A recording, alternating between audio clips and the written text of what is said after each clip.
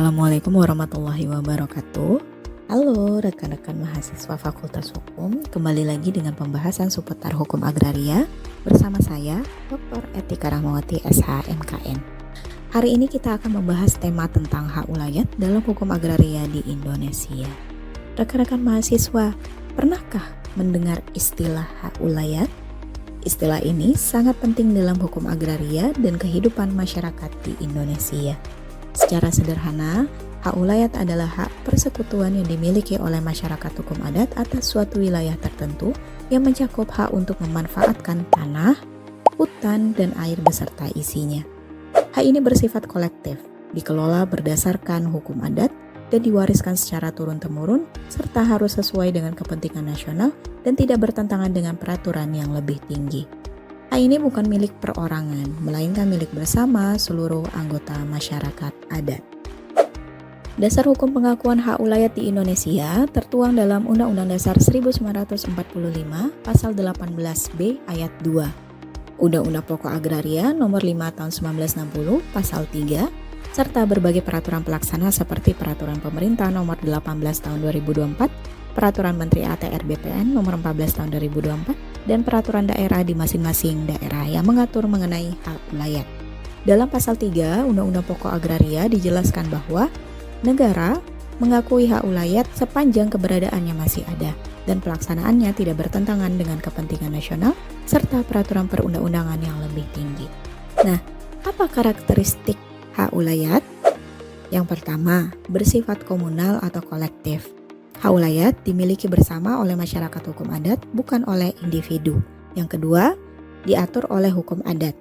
Pengelolaan, penggunaan, dan pembagian hak atas tanah ulayat ditentukan oleh norma dan kebiasaan adat yang berlaku di wilayah masyarakat tersebut. Yang ketiga, mempunyai wilayah tertentu. Hak ulayat memiliki batas-batas wilayah yang jelas yang diakui oleh masyarakat adat sendiri maupun oleh masyarakat di sekitarnya. Yang keempat, bersifat turun-temurun.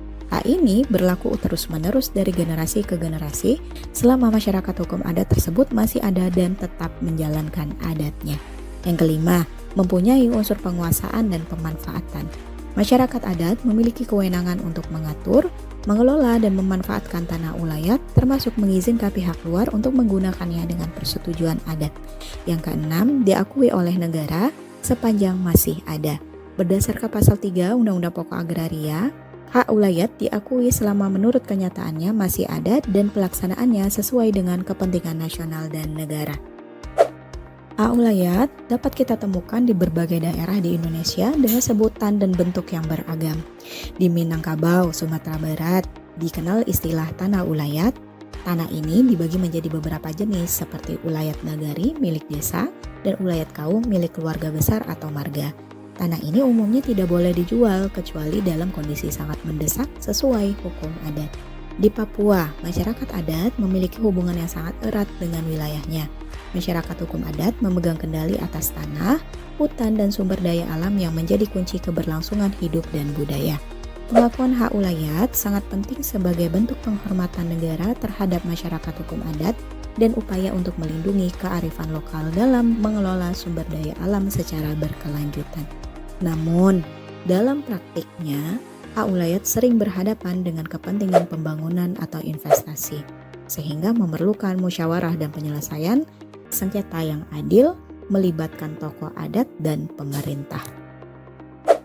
Sehingga dapat kita simpulkan bahwa hak ulayat adalah hak kolektif masyarakat adat atas wilayahnya yang diakui oleh negara dan merupakan warisan budaya yang tak ternilai harganya.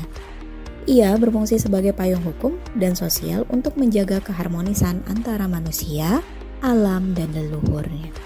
Memahami hak ulayat berarti memahami salah satu pilar keragaman dan kekayaan hukum di Indonesia. Mari kita jaga dan hormati keberadaan masyarakat hukum adat serta hak ulayat di Indonesia.